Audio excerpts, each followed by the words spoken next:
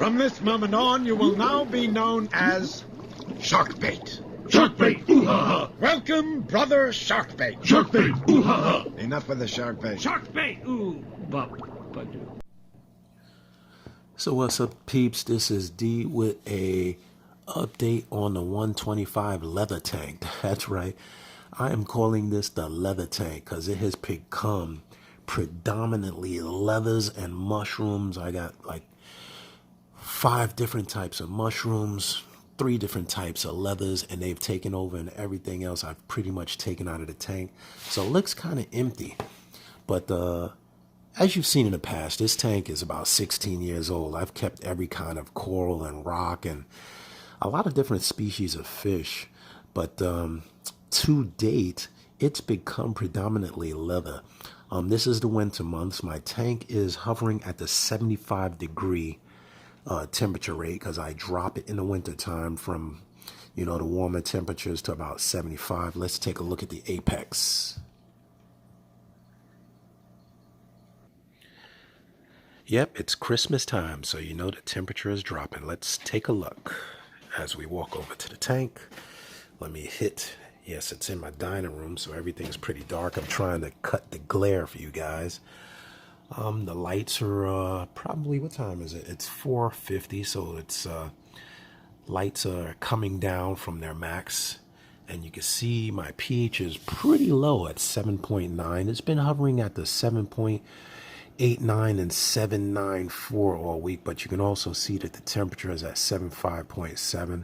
I may raise it 1 degree, but I keep it about 2 to 4 degrees above what the room temperature is, since this is in my dining area. As you can see, I don't keep it warm in here because it gets really stuffy and nasty in here, but I'm noticing one thing, which is what I wanted to talk about, is the coralline changing from summertime to wintertime. You get some changes in the tank. And another thing that I've been battling with for years and years is the salinity, the conductivity, because I dose 2-part calcium. You can see it is super high. Look at that, 40.6. Yeah, 40.6. You're shocked, right? But of course, this is why you will not be keeping certain corals in your tank if you're not paying attention to things like salinity, which is in partnership with conductivity. As you dose the 2-part, the salinity value increases. Yes, the alkalinity and calcium dosing usually raises the salinity pretty well. So if you're not keeping track of that in your tank, you better start. Because these corals, mushrooms, leathers, which you SPS guys, for a lot of this guy's got nothing in the tank. Yeah, this is for the realistic hobbyist. This is not for the guy that's keeping 15 years and SPS and macros and all of these things. This is for the guy that's trying to get his feet wet and understand how the saltwater aquarium evolves. Certain things I take from this tank and I move downstairs, which is why I have multiple tanks. Because I know in the winter, I drop the temperature in this tank. The salinity goes through a swing. I've been doing it for years. I don't have any complex equipment on this tank. Basically, this tank was started in 2002. And as I've learned what I can keep and what I can't keep, it has changed over the years. I've removed rock. I've added rock. I take older rocks out piecemeal. I add new ones in, like this one here. As you can see, it's finally getting its biological, occupancy on it, which is what we call algae, which we call coralline, and bacterial growth, which is good for the rock. You don't want bare white rock in your tank. This one also, I've taken from a stock of new rocks that I have. I'll take older rocks out. I'll clean them off, I'll dry them off, I'll add new rocks in there to give it some new life. You can also do that with sand. Sand becomes really stagnant. I really don't like sand, which is why I don't have sand in the tank downstairs. I've taken a lot of this sand out because it's really old. And it becomes stagnant. So if you're not stirring it up, it becomes stagnant. I'll basically go in here every now and then, if I can put the phone down.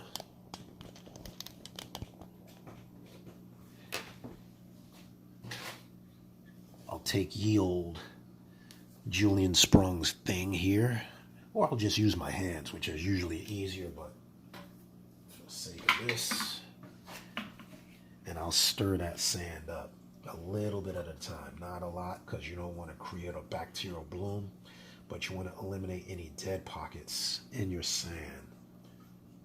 And dead pockets become havens for all kind of nasty critters.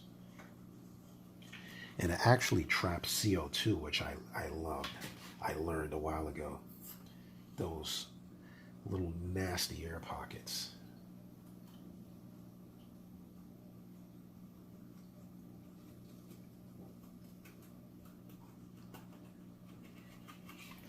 Keeping an aquarium is a lot like gardening. Every now and then you have to change your soil, you have to add nutrients, you have to remove nutrients, you just have to see how your garden is growing.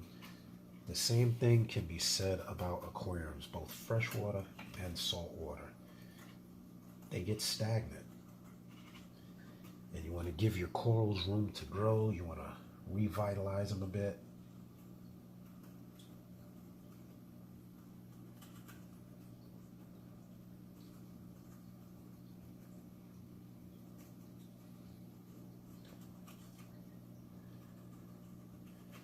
And of course, this can be done by just doing a water change. But in the wintertime, I'm not as avid a water changer as in the summer.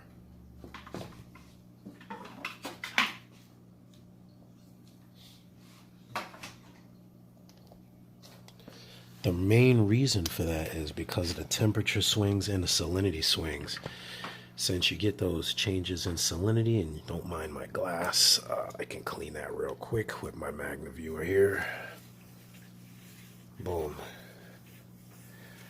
And let's take a look through here real quick. Polyp extension, when you do that little stirring up of the gravel, is almost immediate. The corals start thinking they're getting fed. The polyps will open. You can take a closer look here.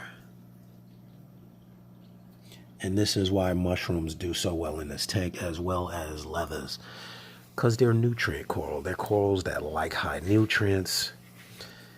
And when you learn what you have in your tank, keep what does well. Why struggle with things that you know you're not going to do well with? But for the sake of argument, that is this tank. The salinity is real high. Over the next couple of weeks, I will be doing water changes of removing probably 5 gallons of water every couple of days, maybe every 3 days, and replacing it with fresh water, 5 gallons at a time, until I get the salinity where I want it, which is more in that 2.8 to 2.9. I don't go as low as 2.5, but 1.028, 1.029, I keep that salinity floating around that level. So just a quick little update and a note on salinity. If you're dosing, especially with an auto doser, you may want to take a close look at your salinity at the end of each week to see how much it is swinging. I see a lot of videos on things suddenly taking a change. They test for the nutrients, they test for the phosphates, but they usually don't test for the salinity. Salinity has made a big difference. Another thing I'll show you is in the back of my hood, you'll see this plastic. That is to keep evaporation from flowing behind the tank, and it greatly eliminates the evaporation. It keeps the water in the tank. I have that along the whole back. I have that along my hood, plastic, to keep the water in, keep mold out. See, wood, any wood you have will absorb evaporation like a sponge. But keeping that plastic, if you have an open tank and you're losing a lot of water to evaporation, guess what you're doing? You're letting all that salt into your room. It ends up on your walls like a magnet. If you don't believe me, take a finger, wet it, rub it along the wall, and see what you get. If you don't feel dust or salt on that water, I would be greatly amazed. But you will see that a lot of your water is escaping into your room, and you will 9 out of 10 get fluctuations in salinity. So that's a little tip, a little note. For the most part, everybody's doing fine. The reef hoodlums are doing fine. Let me drop some food in there, get them to come out.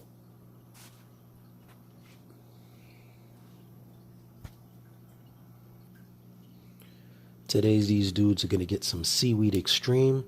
They have been loving the Seaweed Extreme. I've been varying up their diet a little bit. They're shy because I'm stirring up the gravel, the sand and whatnot.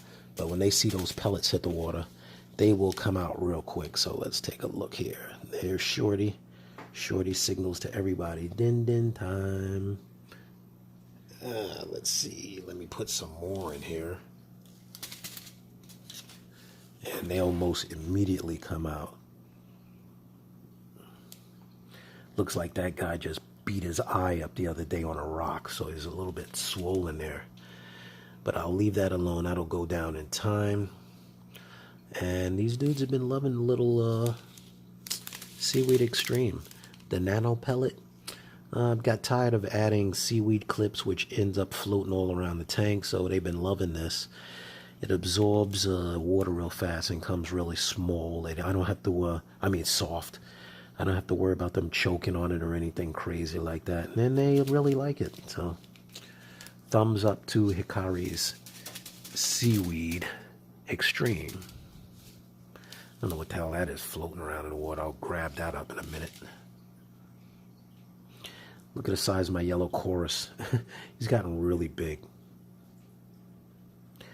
And with that, I'm going to chill, keep the video short, and I'm going to be out. Any questions or comments, leave them in the comments section below. I appreciate you guys. No experts here, no scientists, just hobbyists having fun, learning as we go. Because, of course, our day is to go to bed smarter than we got up in the morning. Go to bed smarter than when you got up in the morning.